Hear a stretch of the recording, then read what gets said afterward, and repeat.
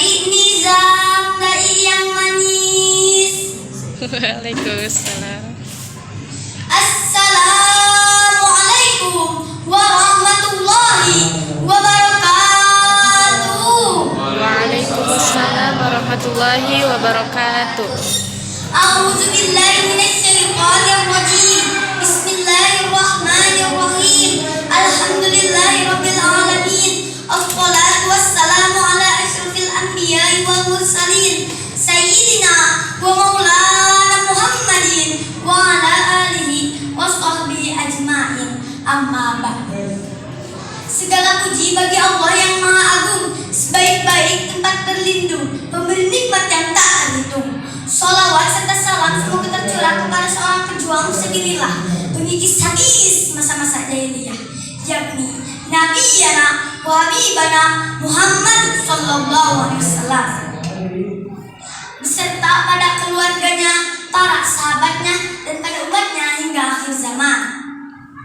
Dewan juri yang saya hormati, para hadirin dan teman-teman yang saya sayangi, izinkan saya menyampaikan tausiah berjudul Meneladani Rasulullah SAW sebagai rahmatan lil alamin. Rahmatan lil alamin berasal dari dua kata. Rahmat artinya kasih sayang, dan lil alamin artinya bagi seluruh alam. Rahmatan lil alamin berarti kasih sayang bagi seluruh alam. Allah Subhanahu wa Ta'ala yang Maha Penyayang mengutus seorang manusia mulia untuk menebar kasih sayang bagi seluruh alam. Beliau adalah Rasulullah Muhammad sallallahu alaihi wasallam. Sebagaimana firman Allah dalam Quran surat Al-Anbiya ayat 107. A'udzu billahi minasyaitonir rajim. Bismillahirrahmanirrahim. Wa ma arsalnaka illa rahmatan lil alamin.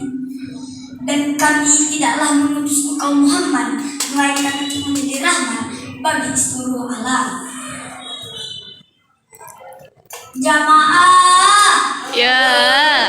apakah Rasulullah SAW menjadi rahmat hanya untuk umat Islam? Tentu tidak. Rasulullah SAW menjadi rahmat untuk seluruh manusia, baik muslim atau non muslim, untuk binatang, tumbuhan, dan seisi alam.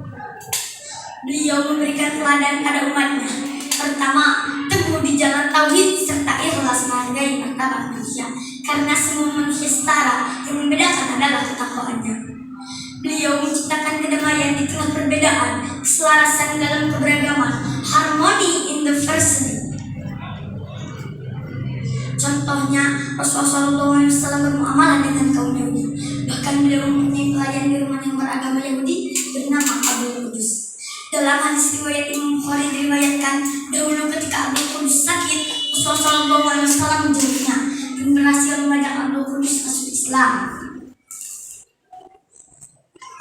Rasulullah SAW penyayang, lemah lembut, penyabar, saat berdakwah sering mendapatkan hinaan, cacian, bahkan percobaan pembunuhan. Tapi beliau tidak pernah dendam. Suatu kisah, dahulu ketika berdakwah di Taif, Rasulullah SAW menemani Zaid bin Harisah lempari dengan batu hingga terluka parah. Allah Subhanahu wa Ta'ala mengutus malaikat Jibril dan malaikat penjaga gunung yang menawarkan akan menghimpit penduduk Taif dengan dua gunung jika Rasulullah berkenan. Tapi Rasulullah SAW menolaknya. Dengan darah yang masih keluar dari luka-lukanya, beliau mengangkat kedua tangannya dan berdoa, Allahumma hdi qaumi fa innahum la ya'lamun. Ya Allah, berilah petunjuk kepada kaumku, sungguhnya mereka tidak mengetahuinya. Hadis riwayat Al-Baihaqi. Rasulullah SAW bersikap baik walaupun zalimi. 2.